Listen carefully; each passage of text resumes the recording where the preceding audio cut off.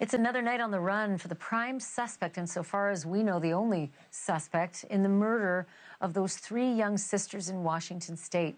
If you've been following our coverage, you know that Travis Decker picked up his daughters last Friday for a scheduled custodial visit, but the bodies of those three little girls, his three little girls, were found on Monday near a campground 40 miles away. Court documents say 9-year-old Peyton Decker, 8-year-old Evelyn Decker, and 5-year-old Olivia Decker had each been asphyxiated with plastic bags that were still over their heads when they were found. Their wrists had been zip-tied. Their father's truck, which was found nearby, had 2 bloody handprints on it. And last night on this show, the sheriff leading the manhunt confirmed that those were adult handprints. Today, police put out a photo of Travis Decker from when he was active duty in the military. Reports indicate he was a U.S. Army Ranger, a paratrooper who served in Afghanistan and is highly trained in wilderness evasion and survival. The Army picture shows how different he might look now if he maybe were shaved. It certainly shows the tattoos that you can look for if you're out looking to spot him. Decker is said to be suffering from complex PTSD and borderline personality disorder. He was married to the little girl's mother, Whitney Decker, for 7 years, and their divorce reportedly was civil.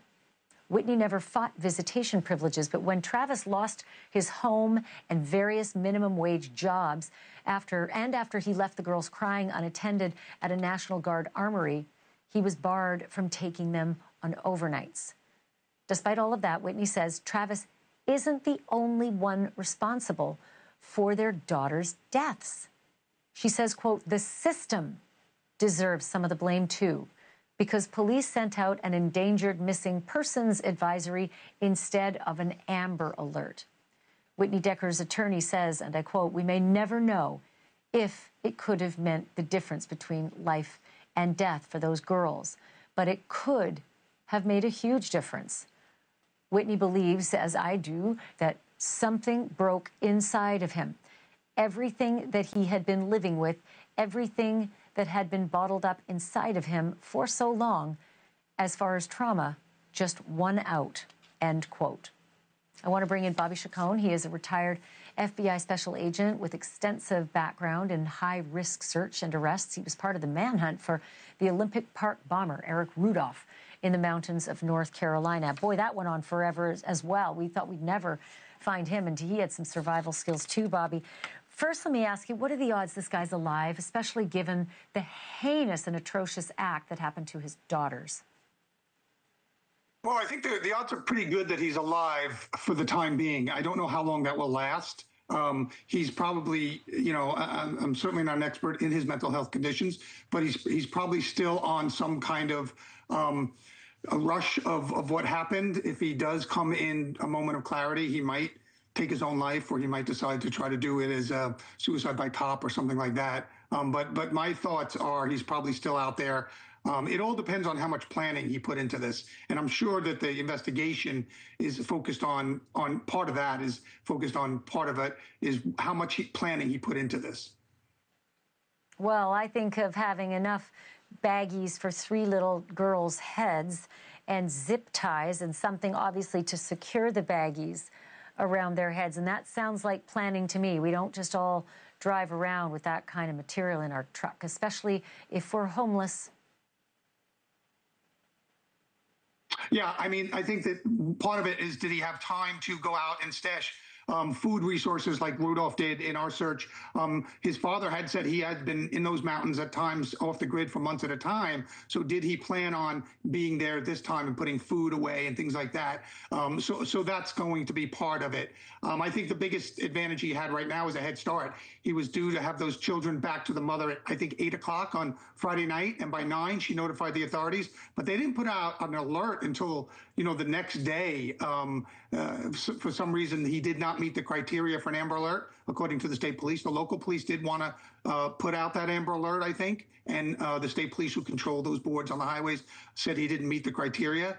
And so they were a little delayed in putting out that Amber Alert, and we now know that his license plate was seen on a highway plate reader leaving town at some point on Saturday, I believe. So we don't know what happened between, Friday when he was supposed to bring those girls home and really Monday when those girls' bodies were found midday.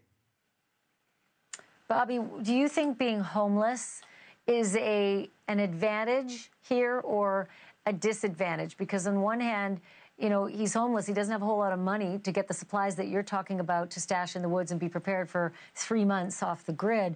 But being homeless certainly does let us know that he knows how to live rough. Yeah, I think you're exactly right. I think it is an advantage, I think, in this particular case, because people are if he's very used to living in an uncomfortable environment, for us, it would be uncomfortable, but for him, it's not. And they're also used to scavenging for food and in ways of getting a hold of things to eat. Homeless people are, adept at that. That's how they stay alive oftentimes. And so I think in this particular case, at least in the short term, it's an advantage for him. What do you think police are doing right now? I think they're doing a couple of things, many things at one time. I think they're interviewing family, friends, people that he may have sought assistance from. They're doing the obvious, which is like land searches. Sometimes the only thing you can do is get feet on the ground, boots on the ground in those mountains, which are rugged. Some places you can't even use drones because the forest canopy is so thick that the drones can't even look through the forest canopy. So if you pick those kind of areas that Rudolph did way back when, you can't even use the technology that sometimes you can deploy. So really boots on the ground, doing grid searches, starting from, where he was, where the kids' bodies were found. Conceivably, he didn't have a vehicle after that. They found his vehicle. So he's on foot from that point. So you calculate how many miles a day he might be able to travel, and then you draw a map and you draw concentric circles, and you put teams, if you can, you try to put as many resources, and this is a very labor-intensive effort. So while some teams are looking at his background, his family connections, his friends connections, other people are just on the ground searching those woods. Well, Bobby, let's hope at some point they catch this guy, because I think that Mom and the rest of us deserve justice. Thanks so much for being on. Appreciate it. Thanks for having me. Thank you for watching. Subscribe below and download our NewsNation app right now on your phone, and you will get fact-based, unbiased news for all Americans.